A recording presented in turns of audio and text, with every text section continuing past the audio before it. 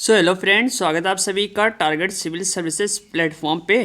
तो आज हम लोग करेंगे भैया टीजीटी और पीजीटी का सेट नंबर 21 यानी 20 सेट हम लोग कर चुके हैं। जो भी हमारे नए व्यूवर्स हैं वो डायरेक्ट हमारे डिस्क्रिप्शन बॉक्स में प्लेलिस्ट की लिंक दी हुई है, आप वहाँ से जाकर क्लिक करके दूसरी वीडियो देख सकते हैं और गहन अध्ययन कर सकते हैं। सो वीडियो को पूरा वॉच करिएगा व्याख्या से, ठीक है। तो सपनों की उड़ान होगी सच, यानी आपके टीजीटी पीजीटी एग्ज़ाम क्लियर करने का ये है हमारा वादा। तो आइए देखते हैं आज का पहला क्वेश्चन, साथ में आप भी सॉल्व करते चलिए और कमेंट बॉक्स में ये भी बताना कितने क्वेश्चन आपके सही हो रहे हैं। ओके चलिए फ्रेंड, तो पहला क्वेश्चन आज का है, कौन सा पोषक तत्व शरीर में सबसे बड़ा प्रतिशत में मौजूद है, यानी हमारे बॉडी में सबसे ज़्यादा प्रतिशत में पाया जाता है। तो ये टॉप क्वेश्चन है आपके टीजीटी झारखंड एग्ज़ाम 2017 में क्वेश्चन हुआ है, ये क्वेश्चन रिपीट किया गया है। सो यहाँ से जो राइट ऑप्शन था ऑप्शन सी, यानी यहाँ पे पानी पोषक तत्व में सबसे ज़्यादा हमारे शरीर में मौजूद होता है, हमारे बॉडी में जो पाया जाता है वो पानी है। पानी पोषक तत्व शरीर में सबसे बड़े प्रतिशत में मौजूद होता है, यानी मानव शरीर के समस्त भार का लगभग 70% भाग जल है। इससे ही मानव शरीर और मानव जीवन के लिए जल के महत्व को समझा जा सकता है, ठीक है। जल का लगभग 70% भाग रक्त निर्माण में, लगभग 20% मस्तिष्क एवं मांसपेशियों के निर्माण में, 10% जो है वो अस्थियों के निर्माण में यूज़ होता है, ठीक है। चलिए देखते हैं अगला क्वेश्चन, बने रहिए आप हमारे यूट्यूब चैनल के साथ। सो नेक्स्ट क्वेश्चन है, जल की कठोरता किस खनिज की उपस्थिति के कारण होती है। जी हाँ भैया, यहाँ पे कठोरता के बारे में बात हो रही, ध्यान दीजिएगा अगर आपको टीजीटी एग्ज़ाम निकालना है। सो ये भी आया था जीआईसी पर्यवेक्षक एग्ज़ाम 2012, 2013 एवं झारखंड 2017 टीजीटी एग्ज़ाम में पूछा जा चुका है। सो जीव विज्ञान वालों के लिए भी काफ़ी इंपॉर्टेंट है, अदर एग्ज़ाम के लिए भी काफ़ी इंपॉर्टेंट है ये क्वेश्चन। सो यहाँ पे राइट ऑप्शन तो ऑप्शन बी, यानी कैल्शियम सॉल्ट की बात हो रही है, ठीक है।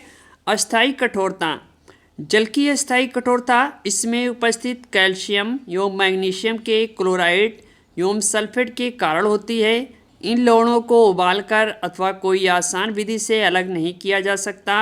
उबालने के बाद भी इनकी कठोरता दूर नहीं होती है, बल्कि इन्हें विशेष विधि द्वारा विशेष रसायनों की सहायता से इनकी कठोरता दूर की जाती है, इसलिए इसे अस्थायी कठोरता कहते हैं। समझ में आ रही है बात? आ रही हो तो कमेंट बॉक्स में यस लिख के हमें कमेंट करना, ओके। चलिए अगला क्वेश्चन है, मोनोसोडियम ग्लूटामेट निम्न में से किसका रासायनिक नाम है। देखिए यहाँ पे डायरेक्ट बात हो रही है मोनोसोडियम ग्लूटामेट, ठीक है। तो ये भी आपके 2012, 2013 एवं झारखंड 2017 3 बार क्वेश्चन ये रिपीट हुआ है। सो यहाँ पे राइट ऑप्शन था ऑप्शन सी, यानी अजीनोमोटो। मोनोसोडियम ग्लूटामेट का रासायनिक नाम क्या है? अजीनोमोटो, ठीक है। तो इसको नोट करते चलिएगा, एक नोटबुक बना लीजिए अलग से जिसमें आप क्वेश्चन नोट करते चलिएगा और कमेंट बॉक्स में ये भी बताना कितने क्वेश्चन आपके सही हुए थे, ओके। चलिए अगला क्वेश्चन है, शरीर में जल की आवश्यकता किस कार्य के लिए होती है, ठीक है। अब देखिए यहाँ पे डायरेक्ट किसकी बात हो रही है? H2O की, ठीक है, यानी किसकी? जल के बारे में बात हो रही है। वेरी इंपॉर्टेंट क्वेश्चन हो जाते हैं इस टाइप के क्वेश्चन। तो देखिए यहाँ पे जो राइट ऑप्शन है ऑप्शन डी सही होगा, ठीक है, यानी सभी के लिए, अंतःग्रहण, पाचन और शोषण। अब ये भी आपके जीआईसी पर्यवेक्षक एग्ज़ाम 2015 में पूछा गया। जल का रासायनिक सूत्र मालूम है H2O। जल उत्कृष्ट प्रकार का गोलक यानी सॉल्वेंट होता है या कोशों के भीतर होने वाली रासायनिक प्रक्रियाओं में एक घोलक की भांति कार्य करता है। ये पाचन के बाद पौष्टिक तत्वों को अपने में पूर्णतः या अंशतः घुला लेता है। इसी के माध्यम से पोषक तत्व शरीर के सभी कोशों तक पहुँचाए जाते हैं, ठीक है, तथा विभिन्न शारीरिक क्रियाओं से उत्पन्न एवं व्यर्थ एवं अनुपयोगी पदार्थों को मूत्र तथा पसीने के रूप में शरीर से बाहर निकालते हैं। सो यहाँ तक किसी को समझ में आया तो कमेंट बॉक्स में ऐसे लिखना फ्रेंड। चलिए अगला क्वेश्चन देखते हैं, जल की कठोरता किसकी उपस्थिति के कारण होती है। देखिए अब यहाँ पे डायरेक्ट बात हो रही है कठोरता के बारे में, ठीक है। तो ये भी आपका 2013-2014 क्वेश्चन में पूछा जा चुका है। सो यहाँ पे राइट ऑप्शन था ऑप्शन बी यानी कैल्शियम। कैल्शियम सॉल्ट का नाम सुना होगा आपने, ठीक है। जल की कठोरता कैल्शियम की उपस्थिति के कारण होती है। सो वेरी इंपॉर्टेंट है, आप नोट करते चलिएगा। ओके, चलिए अगला क्वेश्चन देखते हैं। जल की अस्थायी कठोरता दूर करने के लिए उपाय है, ठीक है। अब देखिए यहाँ पे अस्थायी कठोरता अभी हमने बात की, दूर करने के लिए कौन सी विधि हम यूज़ करते हैं। एबीजीआईसी पर्यवेक्षक एग्जाम 2009 2015 यानी 2 बार रिपीट हुआ है।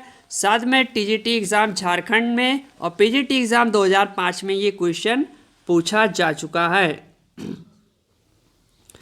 चलिए बताइए फटाफट कितने लोगों का इसका आंसर मालूम होगा। सो यहाँ पे राइट ऑप्शन होगा ऑप्शन डी, कैलेगन विधि। अब भैया अगर कैलेगन विधि है, अब हम बता रहे हैं जल की स्थायी कठोरता काल्गन विधि द्वारा दूर किया जाता है, ठीक है।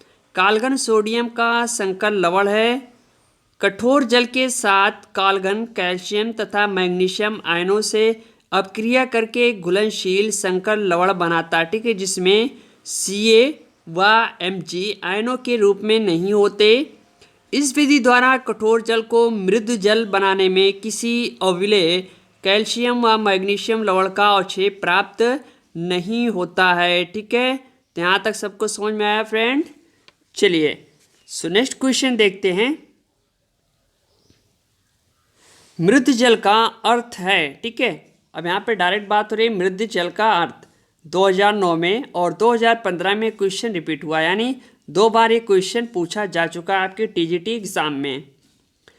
सो यहाँ पे राइट ऑप्शन था ऑप्शन ए, यानी साबुन के साथ झाग बनाने वाला मृद जल कहलाता है, ठीक है। समझ रहे ना बात, यानी सॉफ्ट वाटर। मृद जल मतलब क्या होता है कि सॉफ्ट वाटर का अर्थ है साबुन के साथ झाग बनाने वाला, अर्थात वह जल जो साबुन के साथ आसानी से झाग देता है मृद जल कहलाता है, ठीक है। इसमें मैग्नीशियम एवं कैल्शियम के बाइकार्बोनेट सल्फेट अथवा क्लोराइड लवण नहीं खुले होते हैं। ये जल पीने के लिए अधिक उपयोगी नहीं होता क्योंकि इसमें शारीरिक वृद्धि के लिए कैल्शियम लवण नहीं होते हैं, ठीक है। तो यहाँ तक समझ में आ रही बात। चलिए अगला क्वेश्चन देखते हैं फ्रेंड। जल शुद्धिकरण की रासायनिक विधियों में क्लोरीन के किस रूप सर्वश्रेष्ठ माना जाता है। देखिए यहाँ पे डायरेक्ट बात हो रही है जल के शुद्धिकरण की। तो आज का टॉपिक ही हमारे जल के ऊपर पीजीटी एग्ज़ाम 2013 में जिसने भी एग्ज़ाम दिया होगा उसको मालूम होगा ये क्वेश्चन पूछा गया था। साथ में पीजीटी 2005 में ये क्वेश्चन एवं टीजीटी झारखंड 2017 में, यानी 3 बार ये क्वेश्चन जो है रिपीट हो चुका है, ठीक। तो ध्यान दीजिएगा, यहाँ पे राइट ऑप्शन है option C, bleaching powder is a right option, ठीक है। जल को शुद्ध करने के लिए रासायनिक पदार्थ क्लोरीन के रूप में ब्लीचिंग पाउडर सर्वश्रेष्ठ माना जाता है। इसका प्रयोग कुएं के पानी को शुद्ध करने के लिए भी किया जाता है, ठीक है। वैसे अब तो कुआं है नहीं। चलिए अगला क्वेश्चन पढ़ते हैं। जीवन रक्षक घोल निम्न में से अवस्था में से दिया जाता है। पीजीटी एग्जाम 2013 का क्वेश्चन है। अब यहाँ पे राइट ऑप्शन है ऑप्शन है निर्जलीकरण, ठीक है। जीवन रक्षक घोल निर्जलीकरण अवस्था अतिसार, उल्टी, दस्त, अधिक ज्वर में दिया जाता है, ठीक है। शरीर में सामान्य से कम मात्रा में जल रह जाना ही निर्जलीकरण कहलाता है। आजकल बाजार में कई प्रकार के जीवन रक्षक घोल विद्यमान है, ठीक है। समझ में आ रही बात। क्वेश्चन समझे, अगर समझे हो तो कमेंट बॉक्स में यस लिखना, ओके। चलिए अगला क्वेश्चन है। डोमेस्टिक सीवेज में अशुद्ध का प्रतिशत है। देखिए अभी पीजीटी एग्जाम 2013 में पूछा गया है। तो यहाँ पे जो राइट ऑप्शन था ऑप्शन बी, यानी 0.1% की बात हो रही है। डोमेस्टिक सीवेज में सामान्यतः 99% शुद्ध जल होता है। समझ गए यहाँ तक। चलिए अगला क्वेश्चन है। मानव शरीर में जल की कितनी मात्रा होती है। चलिए अब इसका राइट आंसर आप लोग बता दीजिए कमेंट बॉक्स में भैया। पहली बार पूछ रहे हैं मानव शरीर में जल की कितनी मात्रा होती है। अभी नेक्स्ट क्वेश्चन में हम इसको बता चुके हैं, जो कि आपके पीजीटी एग्ज़ाम 2009 में पूछा जा चुका है। ठीक है, चलिए फटाफट बताइए इसका राइट आंसर कौन सा होगा कमेंट बॉक्स में। बढ़ते हैं नेक्स्ट क्वेश्चन की तरफ। पानी के स्टेरिलाइजेशन के लिए प्रयुक्त करते हैं। ठीक है, तो यहाँ पे डायरेक्ट बात हो रही है स्टेरिलाइजेशन के बारे में। तो इसमें से राइट ऑप्शन होगा, चलिए फ्रेंड, इसमें जो राइट ऑप्शन है ऑप्शन डी सही होगा। ठीक है, तो यहाँ पे सॉरी, यहाँ पे नहीं शब्द नहीं रहेगा, यहाँ पे सभी। ठीक है, तो यहाँ पे सभी आ जाएंगे। ओके, आपके क्लोरीन, ब्लीचिंग और सोडा पानी के स्टेरिलाइजेशन के लिए प्रयुक्त होते हैं। ठीक है, तो ये थोड़ा से मिस हो गया है, यहाँ पे नहीं शब्द नहीं है, यहाँ पे जो होगा वो सभी। ठीक है, आपके option A, option B, option C यानी क्लोरीन, ब्लीचिंग और सोडा ये तीनों ही प्रयुक्त करते हैं स्टेरिलाइजेशन के लिए। ठीक है, ये भी पीजीटी एग्ज़ाम 2009 का क्वेश्चन है। पानी का स्टेरिलाइजेशन एक ऐसी प्रक्रिया है जिसमें जल के अंदर घुली अशुद्धियों एवं हानिकारक जीवाणुओं को रासायनिक तत्वों क्लोरीन, ब्लीचिंग पाउडर, सोडा तथा साइट्रिक अम्ल आदि की सहायता से बाहर निकालकर उसे पीने योग्य बनाया जाता है। सो फ्रेंड, यहाँ तक क्वेश्चन समझ में आया। चलिए देखते हैं नेक्स्ट क्वेश्चन। शरीर में पानी की कमी का कारण क्या है। ठीक है, देखिए पीजीटी 2005 में क्वेश्चन आया था और टीजीटी झारखंड 2017 में क्वेश्चन पूछा गया। तो यहाँ पे राइट ऑप्शन होगा शरीर का पानी तथा लवण। ठीक, क्या शरीर में पानी की कमी का कारण है, इसको निकल जाना। समझ रहे हैं, यानी शरीर में पानी की कमी का प्रमुख कारण शरीर से पानी तथा लवणों का निकल जाना, जो कि बुखार, अत्यधिक exercise, heat exposure, diabetes, infection आदि के कारण बाहर निकलता है। हम जानते हैं कि मानव शरीर का लगभग 75% भाग पानी से ही निर्मित है। अतः पानी की कमी से थकान, हाई ब्लड प्रेशर, कब्ज, अस्थमा तथा स्किन आदि समस्याएं जन्म लेती हैं। ठीक है, तो ये भी आपके पानी की कमी की वजह से एक महत्वपूर्ण कारण हो सकता है। ठीक, चलिए सो नेक्स्ट क्वेश्चन देखते हैं। वे अपमार्जक जो जल के प्रदूषित करने के कार्य करते हैं। देखिए यहाँ पे डायरेक्ट अपमार्जक के बारे में बात हो रही। ठीक है, पीजीटी एग्ज़ाम 2003 में एवं टीजीटी झारखंड एग्ज़ाम 2017 का क्वेश्चन है। ठीक, तो यहाँ पे जो राइट ऑप्शन था ऑप्शन है, यानी अमोनिया साइनाइड के बारे में बात हो रही है। अमोनिया और साइनाइड आदि ऐसे अपमार्जक हैं जो जल को प्रदूषित करने का कार्य करते हैं। एवं कार्बनिक पदार्थ यानी जिसमें साबुन की तरह मैल को साफ करने का विशेष गुण होता है, अपमार्जक कहलाते हैं। इनका उपयोग कपड़े धोने के लिए किया जाता है, जबकि क्लोरीन एवं फिटकरी का प्रयोग जल को प्रदूषण मुक्त बनाने हेतु किया जाता है। ठीक है, तो क्लोरीन और फिटकरी हम क्या है जल को शुद्ध करने के लिए करते हैं, और अपमार्जक अमोनिया और साइनाइड ये जल को प्रदूषित करने के कार्य करते हैं। ये दोनों बातें समझ में आ गई होगी आपको अच्छी तरीके से, उम्मीद है, अगर आप मन लगा के पढ़ रहे होंगे। चलिए सो नेक्स्ट क्वेश्चन देखते हैं। तालाब तथा कुओं के जल को शुद्ध करने के लिए प्रयोग किया जाता है। देखिए पीजीटी 2004 में झारखंड टीजीटी एग्ज़ाम 2017 का क्वेश्चन, यानी दो बार ये भी क्वेश्चन रिपीट हो चुका। सो यहाँ पे जो राइट ऑप्शन है ऑप्शन डी, यानी पोटेशियम पर मैग्नेट यूज होता है। ठीक है, तो जीव विज्ञान वाले भी ध्यान से देखिएगा, क्योंकि उनके लिए भी काफ़ी इंपॉर्टेंट है। साथ में टीजीटी पीजीटी वाले तो लगे ही रहे भैया, होम साइंस वाले। तालाब तथा कुओं के जल को शुद्ध करने के लिए पोटेशियम पर मैग्नेट का प्रयोग किया जाता है। ठीक है, तो ये एक साधारण अकार्बनिक रसायन है, कार्बनिक रसायन नहीं, ये अकार्बनिक रसायन है, मालूम है सभी को। चलिए अगला क्वेश्चन देखते हैं। कृत्रिम झील का दूसरा नाम क्या है। देखिए भैया यहाँ पे डायरेक्ट बात हो रही कृत्रिम झील के बारे में। ठीक, तो पीजीटी 2004 का क्वेश्चन है। तो यहाँ पे राइट ऑप्शन होगा ऑप्शन है यानी परिबद्ध जलाशय। अब आइए समझते हैं ये है क्या। यानी झीलें भूपटल के किसी भी भाग पर हो सकती हैं। ये उच्च पर्वतों पर मिलती हैं, पठारों और मैदानों पर भी मिलती हैं तथा स्थल पर सागर तल से नीचे भी पाई जाती हैं। किसी अंतर्देशीय गर्त में पाई जाने वाली ऐसी प्रशांत जल राशि को झील कहते हैं जिसका समुद्र से किसी प्रकार का संबंध नहीं रहता। ठीक है। कृत्रिम झील का दूसरा नाम परिबद्ध जलाशय है। ये ऐसी झील है जो मानव निर्मित होती है। ऑस्ट्रेलिया में स्थित हिलर लेक विश्व की एकमात्र गुलाबी पानी की झील है। इसका कारण पानी में मौजूद एल्गी और बैक्टीरिया है।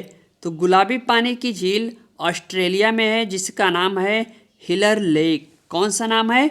हिलर लेक। ये भी चलिए जीके के लिए क्वेश्चन याद कर लेना। हिलर लेक जो कि आपके ऑस्ट्रेलिया में है, गुलाबी पानी की झील है। किस लिए? एल्गी और बैक्टीरिया की वजह से उसका रंग गुलाबी हो गया। चलिए अगला क्वेश्चन देखते हैं।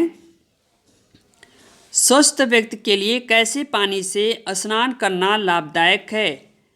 चलिए बताइए, ठंड में कितने लोग सुबह सुबह उठकर नहाते हैं? कमेंट बॉक्स में यस लिख के हमें कमेंट करना। पीजीटी 2004 का क्वेश्चन है। तो यहाँ पे राइट ऑप्शन है ऑप्शन सी यानी ठंडे पानी से। ठंडे पानी का मतलब ये है कि ताज़े पानी से। ठीक है। सुबह सुबह जो हम स्नान करते हैं या नहाते हैं वो ताज़ा पानी कहलाता है। सामान्यतः एक स्वस्थ व्यक्ति को ठंडे पानी से नहाना लाभदायक होता है क्योंकि गर्म पानी से नहाने पर रक्त संचार कुछ उत्तेजित हो जाता है किंतु बाद में मंद पड़ जाता है जो कि नुकसानदेह है। ठंडे पानी से स्नान करने पर आलस, थकान तथा दर्द मिटता है एवं नींद अच्छी आती है। इसके अलावा ठंडे पानी से नहाने से इम्यूनिटी एवं रक्त संचार अच्छा रहता है। अतिरिक्त वसा बर्न होती है तथा शारीरिक चमक एवं मूड तरोताज़ा रहता है। ठीक है। तो ताज़े पानी से नहाइएगा यानी सुबह सुबह आप डेली नहाइएगा जब गर्म पानी निकलता है। ठीक है। तो सुबह वाले पानी से। चलिए अगला क्वेश्चन देखते हैं। जल की कठोरता कितने प्रकार की होती है? देखिए अभी ये हमारा जल का टॉपिक चल रहा है तो अब यहाँ पे डायरेक्ट पूछ रहा है भैया जल की कठोरता कितने प्रकार की होती है। तो ये भी टॉप क्वेश्चन में शामिल है। तो आप नोट कर रहे हैं तो अच्छी बात है, नहीं नोट कर रहे हैं तो वीडियो को 3 से 4 बार देखिएगा क्योंकि ये क्वेश्चन 3 बार रिपीट हो चुका है। सो यहाँ पे जो राइट ऑप्शन था ऑप्शन बी यानी 2 प्रकार के। कितने लोगों को मालूम था कमेंट बॉक्स में बताइएगा। जल की कठोरता जल में कैल्शियम तथा मैग्नीशियम के कार्बोनेट एवं बाइकार्बोनेट के लवणों के घुले होने के कारण उत्पन्न हो जाती है। ठीक है। तो जल की कठोरता 2 प्रकार की होती है। पहला है अस्थायी कठोरता, एक है अस्थायी कठोरता। ओके। चलिए नेक्स्ट क्वेश्चन देखते हैं। जल एक यौगिक है, निम्न तत्वों से मिलकर बनता है। ठीक है। अब यहाँ पे जल क्या है? एक यौगिक। ये भी एक क्वेश्चन आपका बन सकता है। यानी जल क्या है? ये एक यौगिक है। ठीक है। तो ये भी आपका एक क्वेश्चन बन सकता है। टीजीटी 2006 एवं टीजीटी 2017 झारखंड एग्जाम में पूछा गया है। जीव विज्ञान एवं होम साइंस वाले देखेंगे, इसके अलावा अदर कंपटीशन वाले भी देखेंगे क्योंकि आपके साइंस के क्वेश्चन है यूपी SSC में कई बार पूछे जाते हैं। सो यहाँ पे राइट ऑप्शन होगा ऑप्शन सी यानी हाइड्रोजन तथा ऑक्सीजन की बात हो रही है। ठीक है। किसकी बात हो रही है? हाइड्रोजन तथा ऑक्सीजन की। तो जल एक यौगिक है। एक यौगिक के रूप में जल के वैज्ञानिक विश्लेषण का कार्य सर्वप्रथम इंग्लैंड के कैवेंडिश नामक वैज्ञानिक ने किया था। जल रूपी यौगिक का गठन 2 तत्वों ऑक्सीजन तथा हाइड्रोजन द्वारा हुआ है। जल का रासायनिक सूत्र मालूम होगा आपको, H2O। चलिए नेक्स्ट क्वेश्चन देखते हैं फ्रेंड। चलिए क्वेश्चन ही आ गया, जल का रासायनिक सूत्र क्या है। ठीक है। अब कितने लोग को मालूम है इसका आंसर दीजिएगा। ठीक है। अगर आपका एक कमेंट बॉक्स में कमेंट आ गया ना तो हम समझ गए कि आपका पीजीटी एवं टीजीटी एग्ज़ाम तो क्लियर है भैया। ठीक है। यहाँ पे OH है, HO2 है, H2O है। ठीक है। यानी H2O। चलिए बताइएगा इसका जल का रासायनिक सूत्र क्या है। यानी डायरेक्ट बात हो रही है यहाँ की पानी के बारे में। सो यार वीडियो को ज़्यादा से ज़्यादा शेयर करो अपने दोस्तों के साथ और एक लाइक करो और नीचे कमेंट बॉक्स में कमेंट करें और जाके प्ले लिस्ट से आप सारी वीडियो हमारी जो है वो डाउनलोड करके पढ़ सकते हैं, या 3 से 4 बार रिपीट करके आप पढ़ सकते हैं। अगर आपको टीजीटी या पीजीटी निकालना कंटिन्यू आपको वीडियो मिलती रहेगी। मिलते हैं नेक्स्ट वीडियो के साथ। Okay, thanks, best of luck, thank you.